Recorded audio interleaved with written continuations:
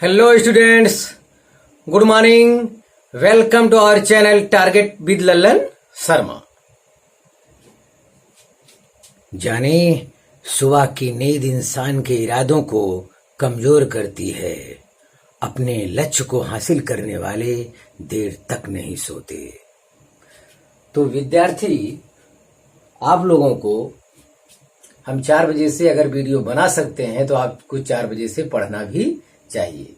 देखते हैं ये मोटिवेशन आपको कितना काम आता है। तो आज विद्यार्थी हम लोग पढ़ेंगे यूनिफॉर्म सर्कुलर मोशन और नॉन यूनिफॉर्म में सर्कुलर मोशन का ऑल कंसेप्ट एक साथ, जितना हम छोटे छोटे परिभाषा के रूप में पढ़ाए हैं उसको एक साथ जो है एक बार देखेंगे, क्लियर करेंगे दोनों। उसके बाद एक न्यूमेरिकल बताना है। तो आइए देखते हैं uniform circular motion. Uniform circular motion, if a particle moves with constant speed in a circle the motion is called uniform circular motion. तो यही है, यदि कोई पार्टिकल सर्किल में एक समान चाल से, हिंदी में डिफिनेशन है, यदि कोई पार्टिकल सर्किल में एक समान चाल से गति कर रहा है तो पार्टिकल की इस प्रकार की चाल को यूनिफॉर्म सर्कुलर मोशन कहते हैं। यदि कोई पार्टिकल, यदि कोई कण सर्किल में एक समान चाल से गति कर रहा है तो कण की इस प्रकार की चाल को एक समान वृत्तीय गति कहते हैं। ये हिंदी में डिफिनेशन है, ये हो भी चुका है। बशर्ते अब सबका समरी ऑल कंसेप्ट एक साथ जो है देखते हैं क्या होता है। अभी इतना लिखे, अभी और हमें अभी बाकी इस कंसेप्ट में। ये तो रहा डिफिनेशन जो कि हम पहले भी लिख चुके हैं। इन दिस मोशन मतलब यूनिफॉर्म सर्कुलर मोशन में क्या क्या होता है वो पॉइंट इकट्ठा कर लिए हैं। देखते हैं। स्पीड मतलब चाल, स्पीड कहा जाए या वेलोसिटी का मैग्नीट्यूड, दोनों एक ही बात है। और ये क्या चीज होता है यूनिफॉर्म सर्कुलर मोशन में? कांस्टेंट होता है। ये आप लोग जानते हैं, इसकी डिफिनेशन वही है यूनिफॉर्म सर्कुलर मोशन की। अब अगला है velocity not equal to constant. Velocity कभी कांस्टेंट नहीं होता है। वेलोसिटी कभी कांस्टेंट नहीं होता है।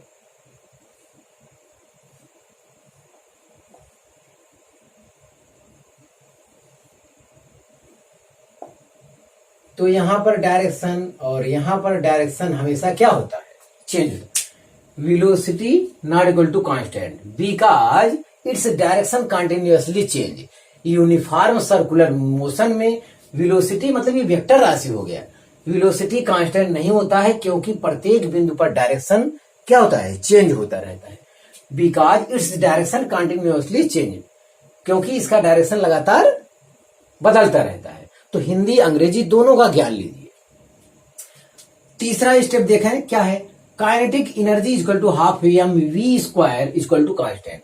तो यूनिफॉर्म सर्कुलर मोशन में काइनेटिक एनर्जी क्या होता है? वो कांस्टेंट होता है, क्योंकि स्पीड नहीं बदलता है। स्पीड कांस्टेंट तो काइनेटिक एनर्जी भी क्या होगा? कांस्टेंट होगा। तो ये चीज आपको ध्यान देना है। तो पूरा कंसेप्ट करना है। कंपटीशन वाले में क्या है, कई ऑप्शन दे देते हैं कि ये बदलता है तो ये बदलेगा, वो नहीं बदलता तो ये नहीं बदलेगा। तो क्या क्या बदलता है, क्या क्या कांस्टेंट रहता है, ये जानना जरूरी है कंसेप्ट के साथ। तो ये भी आपको क्लियर हो गया। अब ये बचता है कोणीय वेग। कोणीय वेग एंगुलर वेलोसिटी।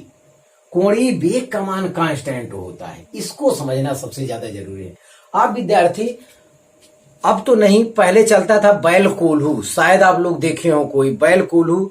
तो बीच में मशीन में गन्ना डाला जाता था। बैल जो है एक बड़ा सा बल्ली जैसा रहता था, वो बांस जैसा रहता था, वो बैल के कंधे पर रहता। तो वही बैल चारों तरफ ऐसे ऐसे घूमता था, चारों तरफ ऐसे ऐसे घूमता था बैल, ये ऐसे ऐसे घूमता था। ये बैल ऐसे लेके गोलाई में घूमता था और जो है इस प्रकार से मशीन से गन्ने की पेराई होती थी। तो इस टाइप से ये लट्ठा रहता था, बड़ा सा लकड़ी का रहता था टुकड़ा। तो ये ऐसे घूमता था, ऐसे ऐसे ऐसे घूमता था। तो ये पूरा पॉइंट एक साथ घूमता है। मतलब अगर ये लकड़ी है तो यहां यहां यहां यहां यहां यहां यहां यहां यहां ये चीज, और बड़ा सर्किल लेते हैं, ये चीज, ये देखिए, ये थीटा। मान लेते हैं ये ओ ए वास्तव में एक कोई लकड़ी है, लकड़ी का टुकड़ा है या राड समझ लीजिए। ये एक साथ गया, ऐसे एक साथ यहां आया, तो ये जितने पार्टिकल होंगे इस पर, जितने पार्टिकल होंगे सभी क्या होंगे, सभी सेंटर पर वहां ए से बी तक जाने में कितना एंगल बनाएंगे, थीटा एंगल ही बनाएंगे। सभी पार्टिकल थीटा एंगल बनाएंगे, एक की बातें नहीं हो रही है। तो because magnitude and direction both are constant होता है। तो यूनिफॉर्म सर्कुलर मोशन में आपको ये जानना है कोणीय वेग का मान समान होता है। कोणीय वेग का मान समान होता क्यों है, ये तो आप ध्यान नहीं दे रहे हैं। कोणीय विस्थापन की दर को कोणीय वेग कहते हैं। ये चीज, कोणीय विस्थापन की दर को कोणीय वेग कहते हैं। Omega equal to d theta upon d t होता है। Omega equal to d theta upon d t होता है। कोणीय विस्थापन दर को कोणीय वेग कहते हैं। और थीटा का मान किसी पार्टिकल के लिए क्या होता है, बदलता नहीं है यूनिफॉर्म सर्कुलर मोशन में। आप चाहे तो नजदीक, आप चाहे नजदीक वाला पॉइंट लें, चाहे ये वाला, चाहे ये वाला, चाहे ये वाला, लास्ट वाला। वही तो मैं कह रहा हूं, मान लो मेरा हाथ है, ये फिक्स है ऐसे, अब कैमरे में पता नहीं दिखाई पड़ रहा है कि नहीं, ऐसे इस टाइप से घूम रहा, अगर ये ऐसे ऐसे इस टाइप से, इस टाइप, अगर ये सेंटर है या मेरा हाथ यही सेंटर है, तो इस टाइप से अगर घूम रहा है तो पूरा हाथ एक साथ जाता है। तो हाथ मतलब ये वाला पॉइंट, तो जितना टोटल जाता है, तो थीटा का मान सब कण के लिए, सब पार्टिकल के लिए क्या सेम है। तो ओमेगा का मान क्या रहेगा, कांस्टेंट तो रहेगा। कोणीय एक बिंदु से दूसरे बिंदु तक हमेशा जितने पार्टिकल हैं, सभी पार्टिकल के लिए थीटा का मान कांस्टेंट है, नियत है। तो थीटा एंगुलर डिस्प्लेसमेंट अगर कांस्टेंट है तो एंगुलर वेलोसिटी भी क्या होगी, कांस्टेंट होगी। तो हम समझते हैं, आपको ये मतलब समझ में आ गया। Because magnitude and direction both are constant. Omega का जो डायरेक्शन होता है वो एक्सियल वेक्टर होता है, इस टाइप से होता है। इसका मैग्नीट्यूड भी कांस्टेंट होता है। मैग्नीट्यूड मतलब यहां से यहां तक जाने में, देखिए कोणीय विस्थापन की दर को, जितने पार्टिकल हैं सभी के लिए क्या है, कांस्टेंट है। और सभी का एंगुलर डिस्प्लेसमेंट और एंगुलर वेलोसिटी दोनों का डायरेक्शन क्या होगा, अगर इधर से चल रहे हैं तो ये वर्टिकली अपवर्ड होगा, अगर उल्टा चलेंगे तो वर्टिकली डाउनवर्ड होगा। लेकिन भगवान कसम फिक्स होगा, ये चीज देखना है। तो ओमेगा के बारे में गहरा कॉन्सेप्ट जानना बहुत जरूरी है, क्योंकि ये लोग कम समझते हैं। मैं फिर कह रहा हूं, पुराने जमाने में बैल कोल्हू चलता था, तो इस टाइप से ऐसे घूमता रहता था वो। तो जितने पॉइंट हैं वो समझने में बड़े आसानी होती है। एस सी वर्मा वगैरह की किताब में यही उदाहरण दिया रहता है समझाने के लिए लड़कों को, तो बड़ा अच्छा लगता है। तो बैल कोल्हू इस टाइप से जितने पार्टिकल हैं सभी एक साथ घूमेंगे, तो सभी का कोणीय वेग क्या है, समान है। कोणीय वेग समान है, एंगुलर डिस्प्लेसमेंट, कोणीय विस्थापन भी क्या है, समान है। तो कंपटीशन वाले इसको बहुत अच्छे से पकड़ते हैं, उठाते हैं क्वेश्चन में, एंगुलर डिस्प्लेसमेंट और कोणीय वेग। ये ज्यादा कठिन था, इसलिए इसमें हमने ज्यादा समय दिया। चलिए, उम्मीद करते हैं आपको ये कॉन्सेप्ट ओमेगा वाला क्लियर होगा। ये कॉन्सेप्ट, ये कांस्टेंट कैसे है, चाहे वो नजदीक का पार्टिकल हो चाहे दूर का पार्टिकल हो, हर जगह में। और डायरेक्शन वो ये वर्टिकली अपवर्ड होगा, अगर इस डायरेक्शन चलता है, यहां पे होगा सेंटर पे डायरेक्शन ओमेगा का और थीटा का दोनों, और अगर इस टाइप से तो नीचे की ओर होगा। बस इतनी सी बात है। अब आइए tangential acceleration. Tangential acceleration equal to 0 होता है यूनिफॉर्म सर्कुलर मोशन में। टेंजेंटियल एक्सेलरेशन 0 क्यों होता है, क्योंकि टेंजेंटियल, वहां बताया गया कंसेप्ट में, टेंजेंटियल एक्सेलरेशन स्पीड के चेंज होने की वजह से उत्पन्न होता है। टेंजेंटियल एक्सेलरेशन जो यहां उत्पन्न होगा, ये चीज, वो जब तक स्पीड नहीं चेंज होगा तब तक वो चेंज बदल होने वाला नहीं है। तो इसमें स्पीड कांस्टेंट रहता है, इसीलिए टेंजेंटियल एक्सेलरेशन का मान 0 रहता है। टेंजेंटियल एक्सेलरेशन, अगर ये बात अभी नहीं समझ आया तो आप देख लीजिए। Tangential acceleration equal to dv upon dt। जहां v क्या है, जहां v स्पीड है, वेलोसिटी नहीं है। जहां v क्या है, स्पीड है, वेलोसिटी नहीं है। स्पीड है तो स्पीड क्या है, इस हेडिंग में यूनिफॉर्म सर्कुलर मोशन में स्पीड कांस्टेंट है, आप देख लीजिए यहां पे। और कांस्टेंट का डिफरेंशिएशन क्या होता है, 0। कांस्टेंट का डिफरेंस मैथमेटिकल टूल्स हमारा एक वीडियो है यूट्यूब पर, उसे आपको पढ़ना होगा। तो वेक्टर 2 चैप्टर देखिए सबको पढ़ना ही पढ़ना है फिजिक्स जानने के लिए। वेक्टर का ज्ञान होना चाहिए और मैथमेटिकल टूल्स का ज्ञान होना चाहिए, मतलब डिफरेंशिएशन इंटीग्रेशन का। ये हर किसी को पढ़ना है, चाहे वो किसी क्लास में हो, तब फिजिक्स समझ में आएगी। हाँ, तो ये हम समझ में कांस्टेंट का डिफरेंशिएशन क्या होता है, जीरो। देखो जीरो आ गया, आप ये सूत्र से समझते हैं तब भी, इसका मतलब समझते हैं तब भी। मतलब में कॉन्सेप्ट है कि टेंजेंटियल एक्सेलरेशन स्पीड के चेंज होने की वजह से होता है, तो स्पीड यहां कांस्टेंट है तो नहीं होगा। चलिए आइए, कोणीय त्वरण एंगुलर एक्सेलरेशन भी 0 होता है। एंगुलर एक्सेलरेशन भी 0 होता है। जो सेंटर वाला एक्सेलरेशन होता है वो भी यहाँ पे क्या होता है, 0 होता है। तो अब देखिए कैसे 0 होता है। एक तो ये है ए इक्वल टू आर अल्फा, कोणीय त्वरण तथा रेखीय त्वरण में संबंध हम लोग पढ़ चुके हैं। ए इक्वल टू आर अल्फा, और ए में कौन ए है, टेंजेंटियल एक्सेलरेशन है। ए में कौन सा ए है, टेंजेंटियल एक्सेलरेशन। आप बताइए ये चीज 0 है, जब ये चीज 0 है तो अल्फा बराबर क्या आएगा, 0 आएगा। तो वही चीज यहां लिखा है, ये चीज यहां करके लिखा है। तो alpha equal to AT upon R कह दिया गया है। तो AT equal to 0, tangential acceleration uniform circular motion में कितना होता है, 0 होता है। ये सब पॉइंट आपको अपने दिमाग में बैठाना होगा, कंपटीशन के लिए बहुत जरूरी है। ये चैप्टर बड़े गहराई में ले जाता है ये ओमेगा की वजह से। हाँ, तो हम समझते ये हो गए। मान लो ये कॉन्सेप्ट आपको नहीं समझ में आए तो एक और तरीके से हम समझ सकते हैं। अल्फा इक्वल टू होता है rate of change of angular velocity is called angular acceleration. कोणी, जैसे कोणीय विस्थापन की दर को कोणीय वेग कहते हैं, ठीक प्रकार से और कोणीय वेग परिवर्तन की दर को क्या कहते हैं, कोणीय त्वरण कहते हैं। तो ये कोणीय वेग ओमेगा है। ओमेगा क्या है, कांस्टेंट है। अभी हम लोग पढ़े इससे ऊपर देखिए ओमेगा कांस्टेंट है, और कांस्टेंट का डिफरेंशिएशन क्या होता है, 0 होता है। कांस्टेंट का डिफरेंशिएशन क्या होता है, 0 होता है। तो देखिए यूनिफॉर्म सर्कुलर मोशन में कोणीय त्वरण का मान, एंगुलर एक्सेलरेशन का मान क्या होता है, 0 होता है। कैसे होता है ये हम आपको बात बताए।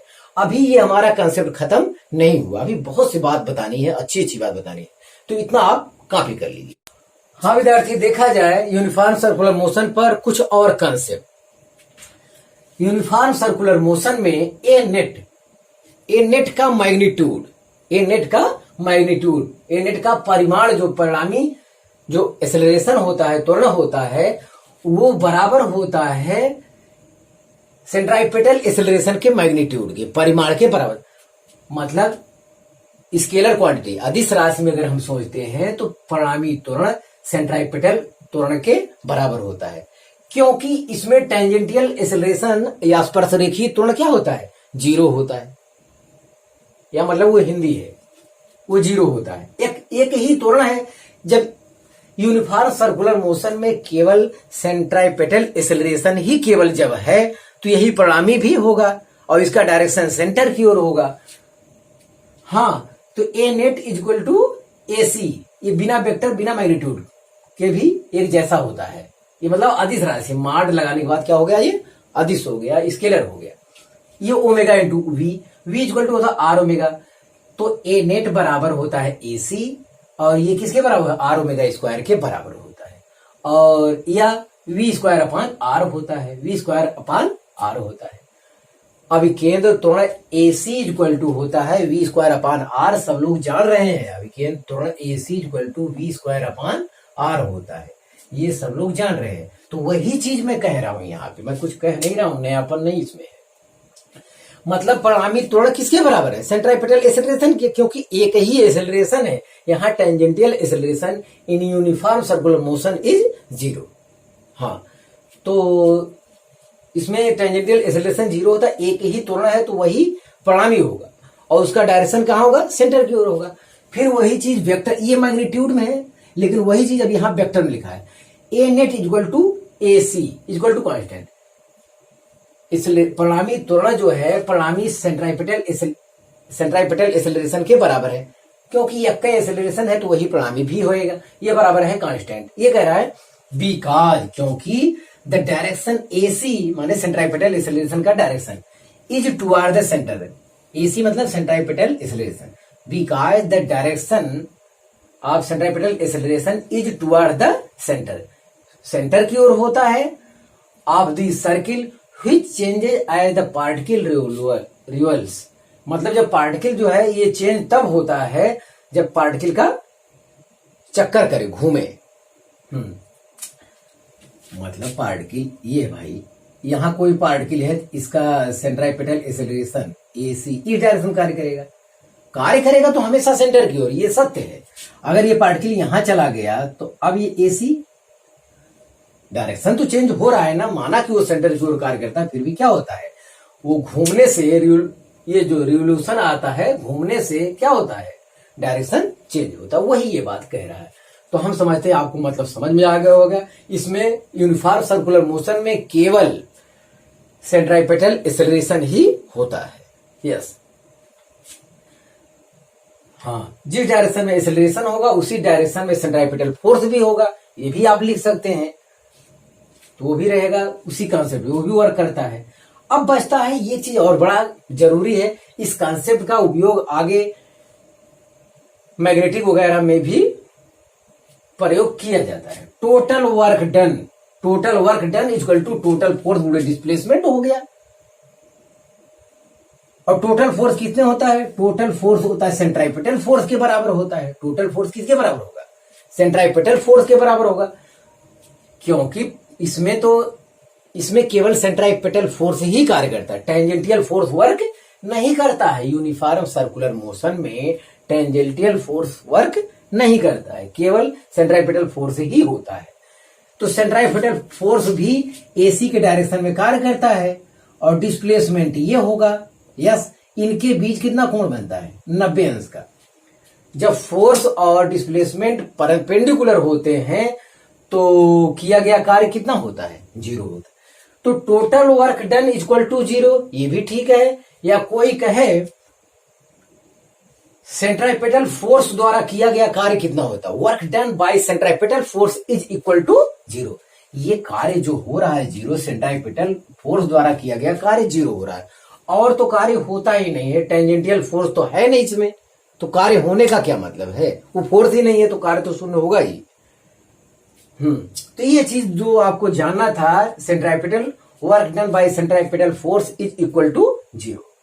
अब केंद्र बल के कारण किया गया कार्य क्या होता है, शून्य होता है। तो ये है। चलिए, अगर वर्क आपको समझ में आ गया तो इसका देखिए ज्ञान जरूरी है। अरे W बराबर FS cos थीटा आप लोग फार्मूला जानते हैं वेक्टर में, हाँ, वो डाट गुणन है, ये डाट गुणन है। तो FS cos 90 cos 90 मान 0 होने की वजह से हो जाएगा वर्क 0। मतलब यूनिफॉर्म सर्कुलर मोशन में पार्टिकल गति तो कर रहा है, लेकिन सेंट्रीपिटल फोर्स द्वारा किया गया कार्य कितना है, 0। मतलब कोई ऊर्जा का लॉस ही नहीं हो रहा है। यस, हाँ, देखिए पावर पे आ जाएगी, शक्ति बराबर कार्य बटे समय होता है हिंदी में। Power equal to work upon time. जब वर्क 0 है तो पावर कितना होगा, पावर भी क्या होगा, 0 होगा। जब वर्क 0 है जहां पे, वहां पावर भी क्या होगा, 0 होगा। अब एट लास्ट में हम लोग ये बोलेंगे कि ये इनका कहना है, uniform circular motion is usually executed in a horizontal plane. मतलब यूनिफॉर्म सर्कुलर मोशन जो है सामान्यतः हॉरिजॉन्टल प्लेन में होता है। जैसे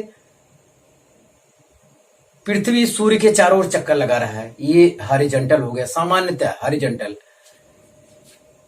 ये बताया। या कोई पार्टिकल आप बांध के रस्सी से यूं आप घुमा रहे, ये भी क्या होगा, हॉरिजॉन्टल। तो ज्यादातर इसमें केस जो होता है, या इलेक्ट्रॉन प्रोटॉन वाला केस है, वो भी हॉरिजॉन्टल, सामान्यतः कह रहे हैं ज्यादातर क्या होता है, हॉरिजॉन्टल ही होता है। तो आप इतना कॉपी कर लीजिए। हेलो फ्रेंड्स, देखें नॉन यूनिफॉर्म सर्कुलर मोशन, असमान वृत्तीय गति हिंदी में कहते हैं इसको। यस, तो अब की बार क्या होगा, पार्टिकल सर्किल में तो मोशन करता है, लेकिन उसकी स्पीड कांस्टेंट नहीं रहती है, कभी धीमा चलता है, कभी तेज चलता है। तो ये नॉन यूनिफॉर्म सर्कुलर मोशन होता है। मोशन इन वर्टिकल सर्किल इसका एग्जाम्पल होता है। मोशन इन वर्टिकल सर्किल जो आगे पढ़ाया जाएगा, बहुत जरूरी है competition point of view and board point of view also. तो बहुत जरूरी है मोशन इन वर्टिकल सर्किल, ऊर्ध्वाधर वृत्त में गति, इस टाइप से जो मोशन होता है, इस टाइप से, यस, रस्सी के द्वारा, जैसे रस्सी में बांध के किसी, तो वो इसका क्या होता है, नॉन यूनिफॉर्म सर्कुलर मोशन का उदाहरण होता है। तो वहां पे आप समझ जाएंगे एग्जाम्पल, यस। तो if a particle moves with variable speed in circle then the motion is called non uniform circular motion. तो ये इतना क्लियर हो गया विद्यार्थी। मतलब कोई पार्टिकल सर्किल में जो है असमानुवृत्ति गति से गति कर रहा है, तो उस प्रकार की गति को कहा जाता है नॉन यूनिफॉर्म सर्कुलर मोशन। अंग्रेजी भी सिंपल है और हिंदी भी, कोई दिक्कत नहीं। इन दिस मोशन मतलब नॉन यूनिफॉर्म सर्कुलर मोशन में क्या होता है, क्या वेरिएबल होता है, क्या कांस्टेंट रहता है, ऊर्जा कैसा होता है, पावर कैसा होता है, जो भी है सब यहाँ और कंसेप्ट क्लियर कर लेते हैं। समरी है, समझ रहे हैं? हाँ, तो A net has two component. A net मतलब परिणामी त्वरण जो होगा ये, अरे भाई एक सेंट्रीपिटल एक्सीलरेशन होता है, एक टैंजेंटियल एक्सीलरेशन होता है। तो सर्कुलर मोशन में सेंट्रीपिटल एक्सीलरेशन तो होगा ही होगा, होगा ही होगा, वो दिक्कत नहीं। लेकिन tangential acceleration non uniform circular motion में ही होगा, क्योंकि टैंजेंटियल एक्सीलरेशन स्पीड के चेंज होने की वजह से उत्पन्न होता है। ये चीज यहां पे लिखा गया है। A net has two component, A net two component को रखता है। तो पहला कंपोनेंट है ए सी, सेंट्रीपिटल एक्सीलरेशन।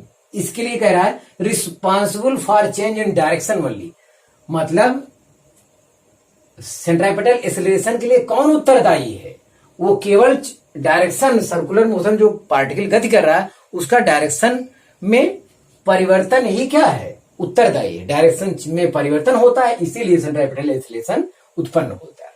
तो अंग्रेजी भी ध्यान दीजिए, उसका ज्ञान हो जाएगा तो आपको कुछ दिन में बहुत अच्छा लगने लगेगा। अब आइए tangential acceleration. AT is equal to responsible for change in speed only. Responsible माने जिम्मेदार है, जिम्मेदार है, responsible for change in speed only. तो टैंजेंटियल एक्सीलरेशन स्पीड के चेंज होने की वजह से उत्पन्न होता है। यस, अब ये बात क्लियर हो गई होगी, पहले भी बताया गया, सब पॉइंट कुछ नए करके मिला के यहां बताया। अब kinetic energy equal to half m v square. तो ये काइनेटिक एनर्जी तो हमेशा यहाँ वेरिएबल होता रहेगा, क्योंकि कभी स्पीड ज्यादा हो जाएगा, कभी स्पीड कम हो जाएगा। तो जाहिर है जहां ज्यादा रहेगा ज्यादा हो जाएगी। यस, तो ये वेरिएबल है। अब बता है कोणीय वेग। कोणीय वेग वी ओमेगा, कोणीय वेग ये मैग्नीट्यूड में समझिए, स्केलर में समझिए। V equal to r omega होता है, वही चीज omega equal to v upon r. जब वी वेरिएबल है, स्पीड वेरिएबल है, तो ओमेगा भी क्या होगा, वेरिएबल होगा। इसको एक कॉन्सेप्ट और से समझा जा सकता है। कोणीय विस्थापन की दर को क्या कहते हैं, कोणीय वेग। Rate of change of angular displacement is called angular velocity. Yes, तो अब देखिए यहाँ पे एक और कॉन्सेप्ट समझना चाहिए जी। ये वेरिएबल यहाँ पे क्यों है, वेरिएबल इसलिए है क्योंकि dt समय पे जो पार्टिकल मोशन कर रहा है, dt समय पे जो पार्टिकल मोशन कर रहे हैं भाई, ये यहां गया, यहां गया, ये dt टाइम है। अगली बार समय उतने समय में ज्यादा चल लिया, तो अब की बार ये θ1 यहां है अगर कोण, तो θ2 ज्यादा कोण बन गया। कभी dt समय में कभी एंगुलर डिस्प्लेसमेंट ज्यादा हो जाएगा, कभी कम हो जाएगा।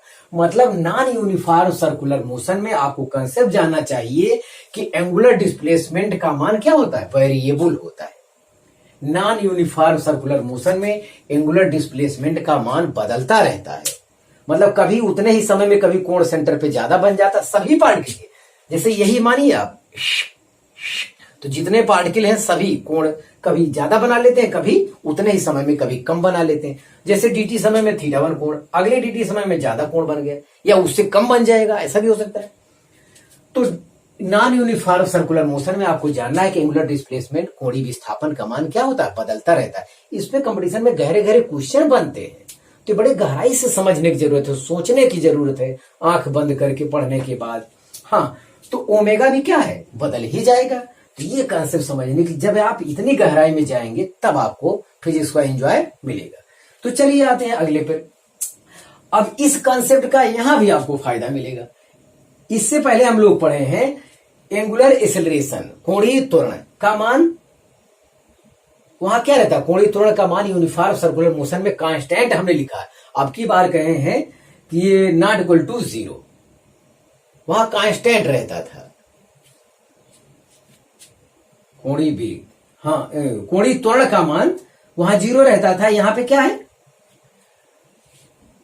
कोणीय वेग परिवर्तन दर को कोणीय कहते हैं, वहां पे कोणीय वेग कांस्टेंट होने की वजह से इससे पहले जो हम लोग यूनिफॉर्म सर्कुलर मोशन ओमेगा वहां कांस्टेंट है, तो वहां कांस्टेंट है तो ये 0 आया, लेकिन यहाँ पे ये चीज 0 नहीं है। 0 क्यों नहीं, आप देख लीजिए।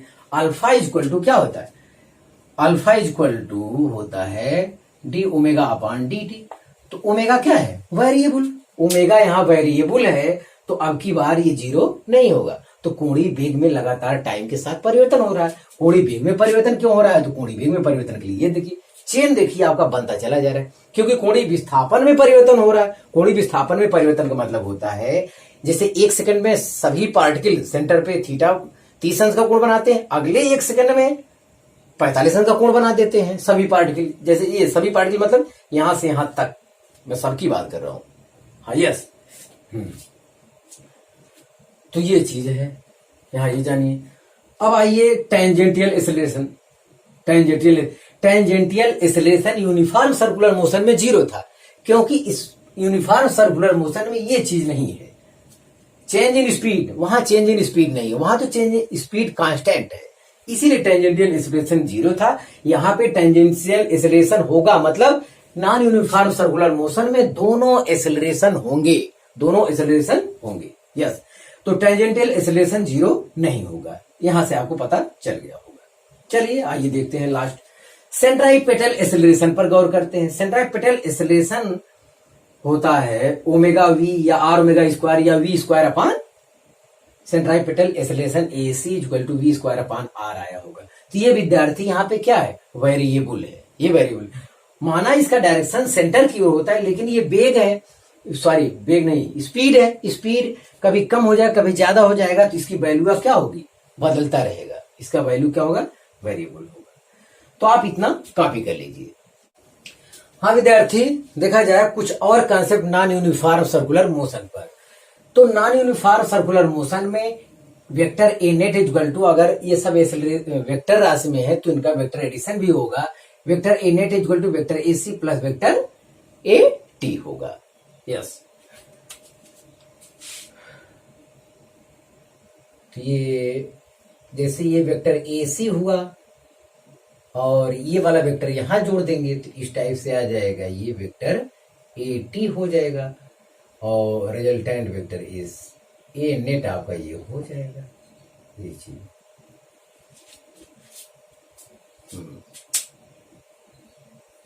ए सी ए टी होगा। तो बहरहाल जिधर से कोण और पूछा जाएगा वो किया जाएगा। तो वहां फिगर में है इस टाइप से, जैसे ए सी इधर थी, ये इधर थी, ये वेक्टर यहां करके वेक्टर जोड़ने का जो नियम होता है वो मैं बता रहा हूं। चलिए देखते हैं। तो ए नेट वेक्टर फॉर्म में ये ऐसे लिखा जाता है, और ए नेट का मैग्नीट्यूड मतलब ए नेट केवल चाहिए तो सेंट्रिपेटल एक्सेलरेशन का स्क्वायर प्लस टेंजेंटियल एक्सेलरेशन का स्क्वायर रूट। अब ये उसकी वैल्यू होती है, निकाल के रखेंगे, आप हमारा आंसर मिल जाएगा।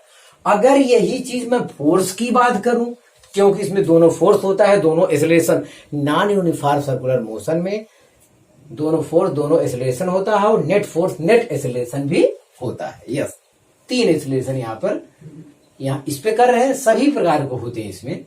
हाँ देखिए, तो एफ नेट इक्वल टू इतना हुआ। तो एफ नेट का मैग्नीट्यूड अगर निकालना हो तो फिर वही चीज f c square plus f t square का स्क्वायर रूट, वर्गमूल निकालेंगे तो ये आ जाएगा। तो नेट फोर्स जो होगा वो सेंट्राइपेटल फोर्स प्लस टेंजेंटियल फोर्स के ऐड के बराबर होगा। अब उसके बाद वर्क पे आते हैं, जो अच्छा कंसेप्ट है। Work done by centripetal force will be 0। तो सेंट्राइपेटल फोर्स जो है सेंटर की ओर कार्य करता है, ये डिस्प्लेसमेंट वेक्टर के साथ 90 अंश का कोण बनाता है। तो इसीलिए कहा जाता है सेंट्राइपेटल फोर्स द्वारा किया गया कार्य क्या होता है, हमेशा शून्य होता है। वहां भी शून्य था यूनिफॉर्म सर्कुलर मोशन में, और यहां भी शून्य रहेगा। But work done by tangential force is not 0। ध्यान देना, बहुत कीमती चीज है। Work done by tangential force is not zero. Tangential force द्वारा किया गया कार्य नॉन यूनिफॉर्म सर्कुलर मोशन में जीरो नहीं होता है, क्योंकि जिधर डिस्प्लेसमेंट होता है सर्किल मोशन में, इधर टेंजेंटियल फोर्स भी कार्य करता है और इसी तरफ क्या होता है, डिस्प्लेसमेंट होता है। तो इनके बीच जो एंगल होता है 0 डिग्री का होता है, तो ये शून्य नहीं होगा। तो ये चीज आपको दिखना कीमती लाइन था। टोटल वर्क डन तब होगा नॉन यूनिफॉर्म सर्कुलर मोशन में, टोटल वर्क ही होगा कितना, तो टेंजेंटियल फोर्स, क्योंकि यही फोर्स होगा जो कार्य की गणना कर सकता है। और सेंट्रीपिटल फोर्स तो डिस्प्लेसमेंट के परपेंडिकुलर हो जाएगा, W बराबर FS का 90, तो उसका कोई मतलब नहीं है। तो वर्क के लिए उत्तरदायी force non uniform circular force में कौन है, तो कहेंगे टेंजेंटियल फोर्स। टेंजेंटियल फोर्स के कारण यहां पे वर्क होगा। तो total work done by tangential force is equal to FT गुणे FT डॉट वेक्टर यस। तो यहां पे डिस्प्लेसमेंट है, या FT गुणे S गुणे cos 0, इनके बीच का कोण कितना है 0, उसी डायरेक्शन में, सेम डायरेक्शन। cos 0 मान 1 होता तो इतना है। वेयर S इज डिस्टेंस, यहाँ पे अब हो गया, यहाँ ये S क्या है, डिस्टेंस। जो पार्टिकल सर्किल पे पथ पर चल रहा है वो कितना डिस्टेंस कवर किया है, वो ये चीज है यहाँ पे। तो टोटल वर्क हो गया। वर्क किसके द्वारा हुआ, टेंजेंटियल फोर्स द्वारा किया गया कार्य है ये, वही हमारे लिए यहाँ पे है, यही फोर्स कार्य के लिए उत्तरदायी है। तो यही लिखा गया।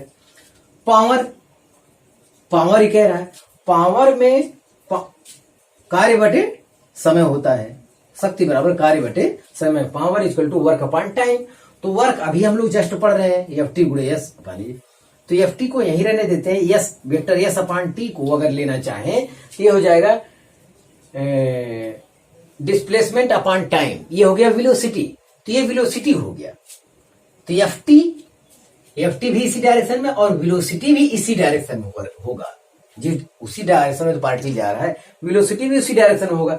तो A dot B equal to AB cos 0, यहां भी cos 0 होगा, तो लास्ट में क्या आएगा, FT गुणे V भी आएगा। V अब वहां के लिए क्या हो जाएगी, जो चाल रहेगा वही चाल वहां रखा जाएगा वैल्यू। तो इसकी सहायता से पावर का ज्ञान हुआ। अब रही बात कोण की, तो कोण tan थीटा इक्वल टू आप लोग पहले से जानते हैं AC upon AT, centripetal acceleration upon tangential acceleration, या फोर्स के रूप में रहे तब भी हम लोग ऐसा ज्ञात करेंगे। तो आप इसे कॉपी कर लीजिए। तो हाँ विद्यार्थी, हम लोग जो है अब आगे अब नहीं पढ़ा रहे हैं, न्यूमेरिकल एक बताना था तो वीडियो बड़ा हो जाएगा तो दिक्कत होती है अपलोड होने में। तो आपसे रिक्वेस्ट है विद्यार्थी, आप लोग वीडियो को लाइक कर दिया कीजिए, कमेंट कर दिया कीजिए, और आप मेहनत से पढ़ाई करते रहे। All the very best.